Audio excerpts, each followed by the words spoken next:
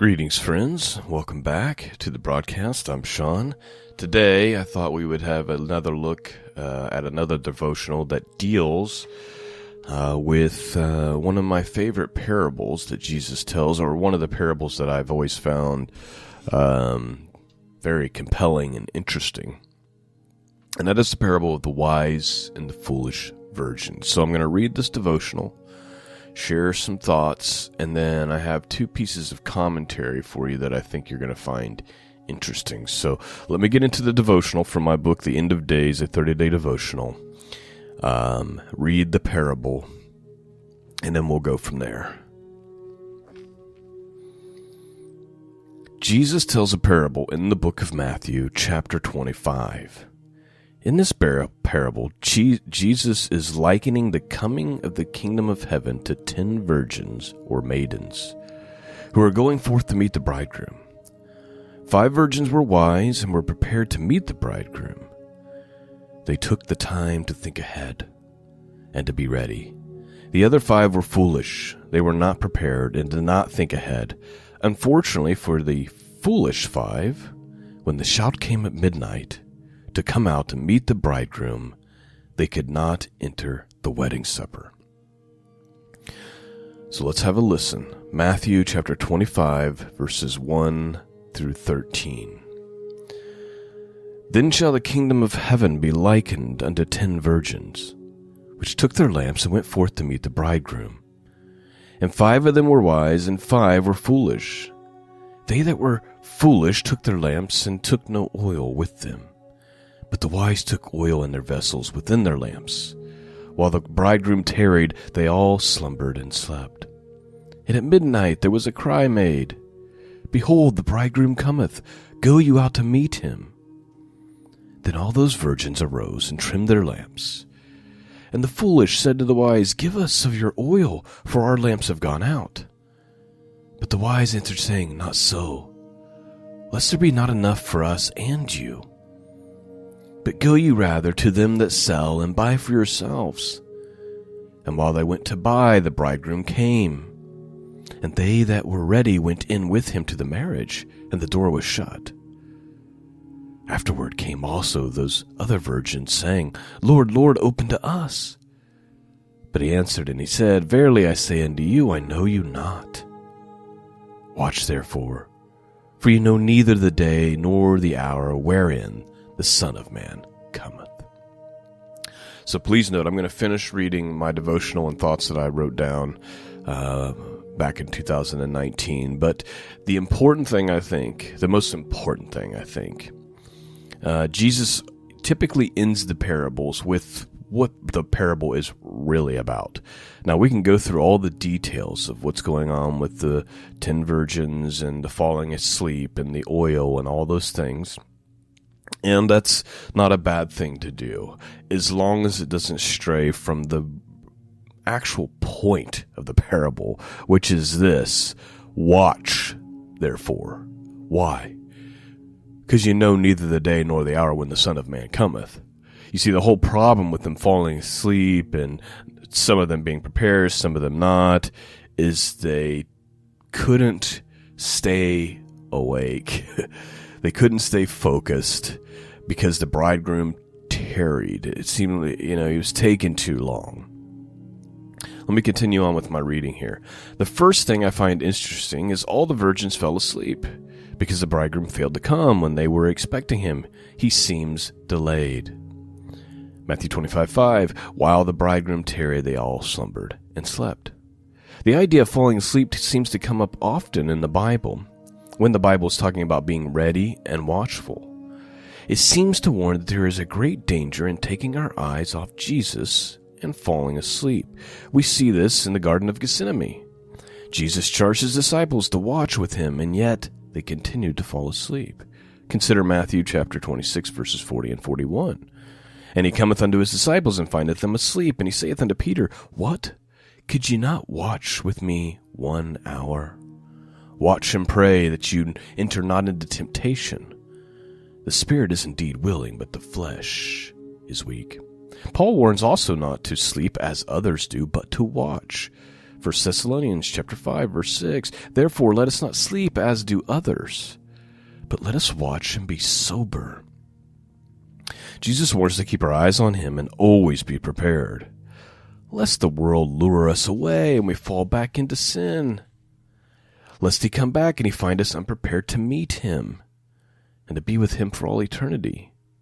This is very serious, one which does not get enough attention.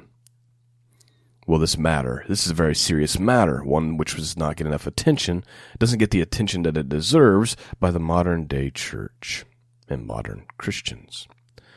Those who dare think in their hearts, the Lord has delayed in his coming, and slip back into their sinful ways, they will not inherit the kingdom. They will instead receive their portion with the hypocrites and the non-believers. Jesus fleshes this out in another parable. We won't read the whole thing, but it's from Matthew 24, verses 50 and 51. He says, the Lord of that servant shall come in the day when he looketh not for him, and in the hour when he is not aware of. And he shall cut him asunder, and appoint his portion with the hypocrites. There shall be weeping and gnashing of teeth. As you can see, this is a very serious matter, and it's not to be taken lightly. May we listen to Paul's warning to not sleep, but to stay sober and watchful. All right, so like I said, there's a lot of directions we can go. What I want to do is I just want to share two short commentary thoughts with you with some varying perspectives, but they definitely cross over into each other. Just to give you something to think about. I know many people have their own opinion about what all of this means. I think, again, the important thing is anytime Jesus is telling, first of all of his parables have to do with the kingdom, right? That's why he starts all of them with, the kingdom of God will be like this short story, and then he tells the short story. And often they have to do with being ready and watchful for his return, not being distracted by the world or lured away by sin. Because when he does come, it's not coming when you think. So you can take all your charts and all your ideas about when he's going to return and your special little dates that you have marked on the calendar and throw them in the trash. It's going to be unexpected. It's not going to be what you think. And so you always need to have a heart of preparation. So here's some thoughts, a commentary from the Orthodox Study Bible. So this comes from the more ancient Orthodox Church. This is the view. This parable illustrates the need for being spiritually prepared while the bridegroom Christ is delayed in his return. The kingdom is often portrayed as a marriage between Christ and his church. The marriage will be consummated at the end of the age when the bridegroom returns to escort his bride, the church, into the eternal wedding banquet. The parable is primarily about the virtue and charity and almsgiving, as oil and mercy have the same root in Greek. So please note, they're not just pulling this out of thin air when they say this. They're pointing out that the Greek word for oil and the Greek word for mercy have the same root. If you've studied Hebrew or you've studied Greek, you know that the root of each word is incredibly important when we're dealing with meaning and comparison. So they're saying charity and almsgiving. The other thing to note about that is that the parable that directly follows it is about the parable of talents. So this stands to make sense. The wise virgins are those who practice charity and mercy in this life, while the foolish are those who squander God's gifts on themselves. Again, remember, the following parable of the talents, what's the crime that the one commits, the evil servant? He squanders God's talent, the talents that God has given him. The fact that all virgins slumbered and slept indicates death in this world, and the virtuous will die alongside the wicked. The cry at midnight indicates the second coming, when the wicked will arise with the righteous for judgment. The inability of the righteous to share their oil is not to be interpreted as a lack of generosity, rather is an illustration of the impossibility of entering heaven without one's own faith and virtue. In other words, you can't get into the kingdom of God because of the virtue of your mom. Your mom is a godly, virtuous woman. Well, that's not helping you get into the kingdom of heaven, right? You have to have your own faith, your own relationship with Christ. That's the argument that they're pointing out, is that when the 5 foolish are like, hey, give us your oil, it's like, we can't, right? The impossibility of entering to heaven without one's own faith and virtue, and the impossibility of changing one's state of virtue after death. So when we all sleep, it's over, right? When the resurrection happens, the second coming of Christ, we're all raised from the dead and we stand before the judgment. And at that point, there's no place for repentance. There's no ability to go out and get oil now, right? Like, that has to be done while it's daylight, while you're alive. So I love that commentary. I think it's brilliant, spot on, hits a lot of important things. I know that modern day end time prophecy teachers like to go in and just really pick at this and try to make it about the rapture and all these things. But I think this is more on line with what it's really about. I'll share a little bit more with you. One more piece of commentary for you, this time from Matthew Henry.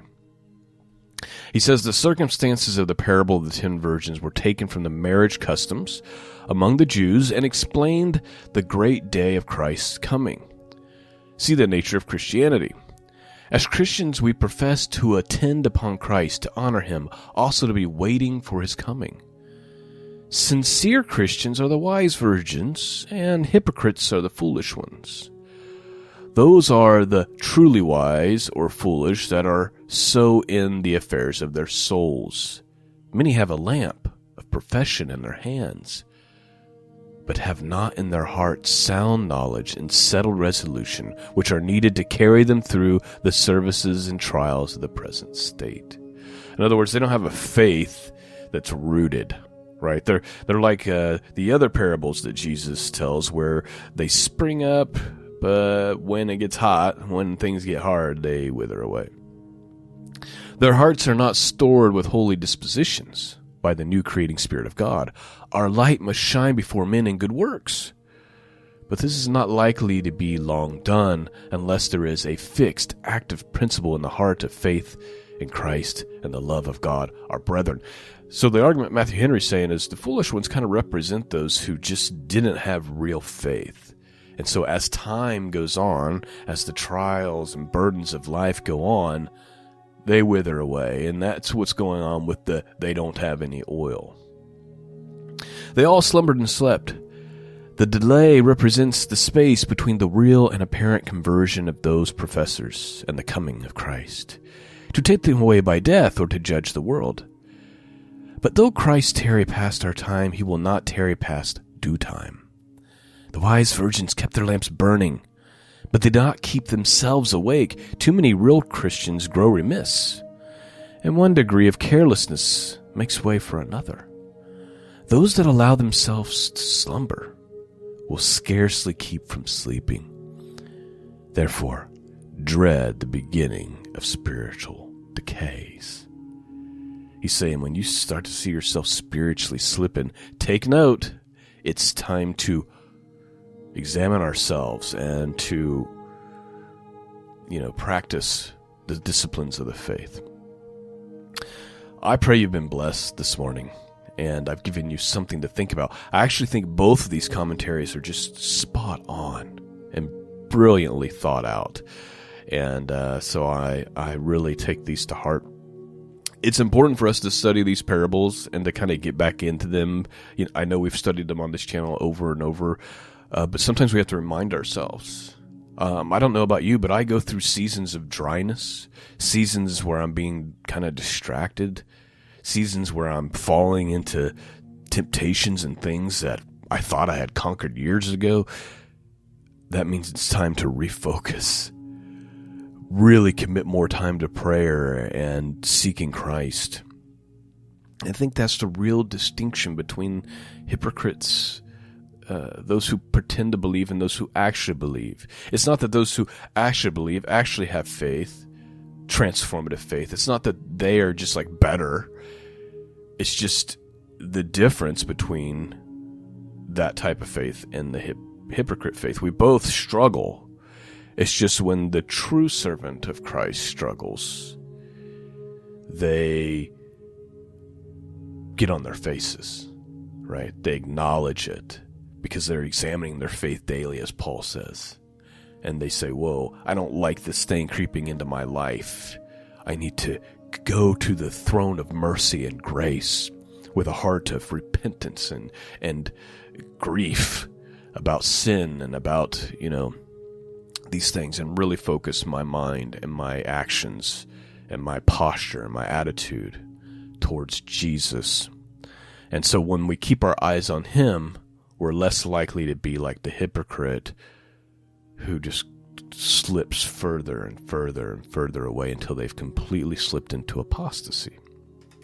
Anyway, I'm rambling on, probably not making any sense at all.